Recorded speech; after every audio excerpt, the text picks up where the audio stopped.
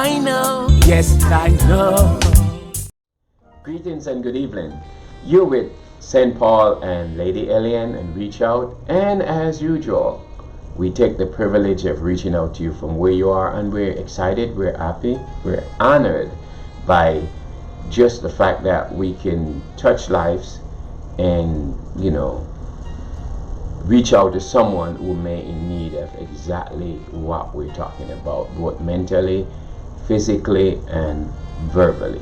So with no further ado, I want to introduce to you my lovely Lady Ellion. Better yet, we're in a continuation of a topic that we'd get a call back from a few of our listeners and subscribers, and they wanted to really hear a little more. They figured it was so good that they want to hear a little bit more of, how we could do for them to make their life a little bit more better and stuff like that. So we decided to give you some more for personal information. But Lady Ellion, go for it. Thank you. Yes, good evening once again. I'm Ellion and this is Paul. And I just want to continue from no twins in marriage. I remember the first time I got married, my first marriage. We was in the church and that ring fell on the floor, coming out of the pocket, and it fell on the floor. So since then, there were forces that was bothering us, bothering me for a fact. I don't know about the other person, but I know for me. Back then you just married because you want to get married. So you just married, not knowing what is in the family, what is bothering the family tree, anything. You have no idea what is going on. You just want to get married. So when that happened, my marriage lasts for a year and a half. So when Paul and I get married now, and the pastor didn't show up, we still had no idea. We just think it was just whatever. A coincidence. Exactly. Yeah. Okay. But not until we really get into it and did our research and realized that there were other spirits in our marriage. Now we can look back and say, well, this was not natural. It was all spirits. It was all from the kingdom of darkness that is fighting us in our marriage. For instance, I have 4 other siblings and everybody was married. 4 divorced. And the one, he just missed it. And he went through more than we had divorced. Okay. Exactly. Wow. So all then you just like, whatever. Everybody is independent. Nobody's sticking no nonsense from men or women anymore. So you're just doing your thing. But I was telling a customer the other day, and she was like, well, listen to this. When I got married, she said there was a storm of mosquitoes that flew into that church.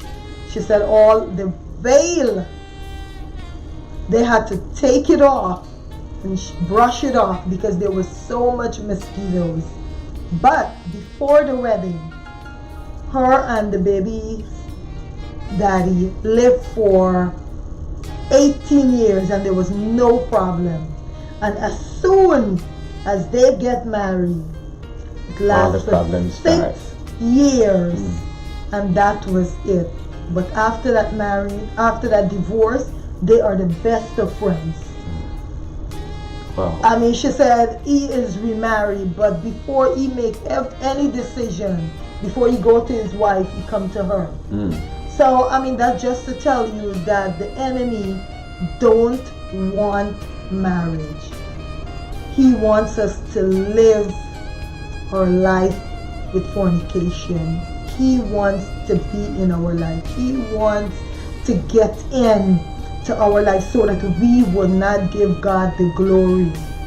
So the reason why I was eager to do this again, I just want people to know that you are not the only one who is going through what you're going through. You're not having problems in your marriage because you're having problems. No, you are having problems in your marriage because there is a spirit in your marriage that is causing confusion. So you need to look into it. Before you even talk about divorce, you need to go to God.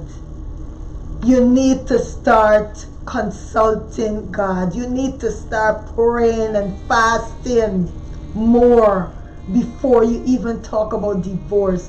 Because with praying and fasting, you can get them out of your marriage. But you have to live straight. You have to live under God's covenant. You cannot be 1 foot in and 1 foot out. Well, it says again, and good thing we're bringing up back the topic. I'll even bring you back the verse that tells you that. Matthew 19 verse 6 said there are no twins in marriage. Once you become husband and wife, you're now ordained as one flesh. Like they would say in the natural, two hearts beat as one. You're one flesh. So you're not even twin. Twin is not enough to compare it. So you're one equal being in the sight of God. Of which the devil don't want that. Wherever goodness, wherever love, wherever unity is concerned, the devil game is to destroy that, distract that, display it, intervene with it, and mess it up. Mess. Anything you can pronounce or live or do with mess, that's with the devil. And like it's explained by Lady Ellion now, even with her first marriage back then in Guyana, the ring fell. And they always have a little thing about if you're getting married and your ring fell on the floor, it's a disaster, it's destruction. And she said her marriage lasts for just a year and a half.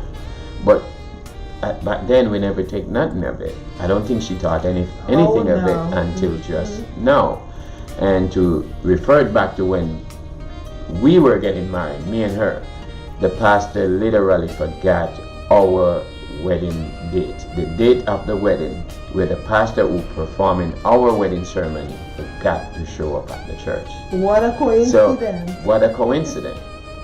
But before we got married, everything was like, for a year and a half. Excellent. And once you get married, it's just like a roller coaster. A roller coaster. She even went back and said, within her other 4 siblings, only one managed to stay married. But within that one marriage, they went through more than a nightmare, because the other didn't like, I can't be bothered.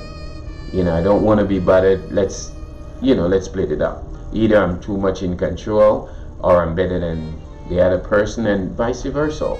So if you're out there listening and paying attention to us and going through the same or similar thing, don't feel like you're alone. Don't feel like it's the end of the world. What I want you to feel, that there is a God who is still in control. There is a God who saves. There is a God who forgives. There is a God who loves unconditionally. But there's also something for you to do.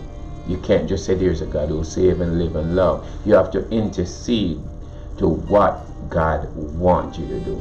What is it that God telling you to do to make your marriage, your relationship work, your life get better, your family tree get better, even from your generation that you're going to pass down to your children's children, and 4th and 5th generation passing down.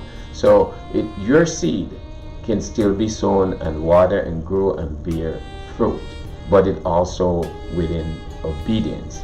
So when it says there's no twins in marriage, you actually have to research yourself on a daily basis. So does your spouse. What is it can we do of God in a biblical or spiritual way to make our marriage life work? And most of it even come with obedience.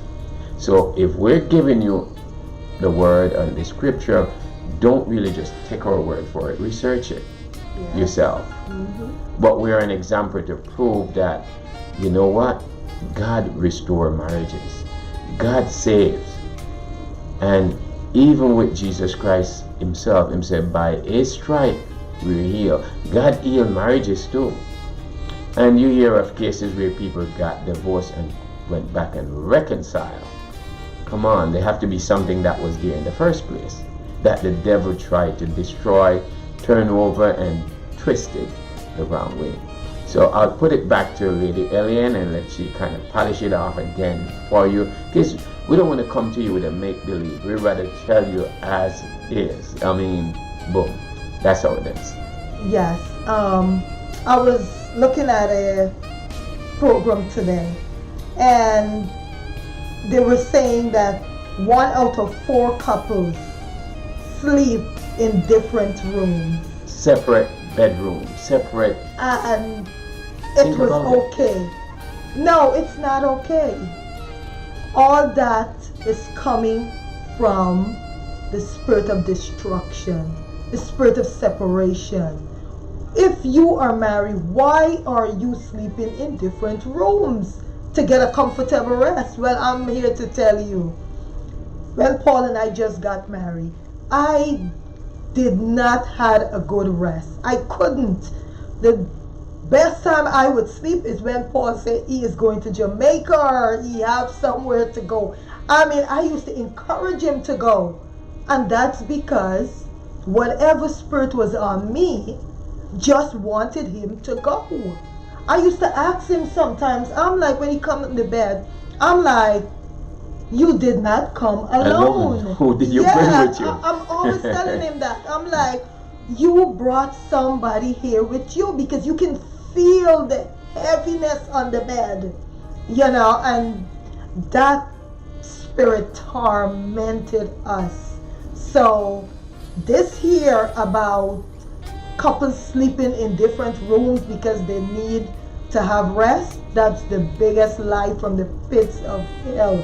You need to go and do your research. We're not fighting anyone with their intentions and with their beliefs and with their thoughts and with even their decision. What we're here to tell you is the devil also uses tricks. The devil uses anything to distract it.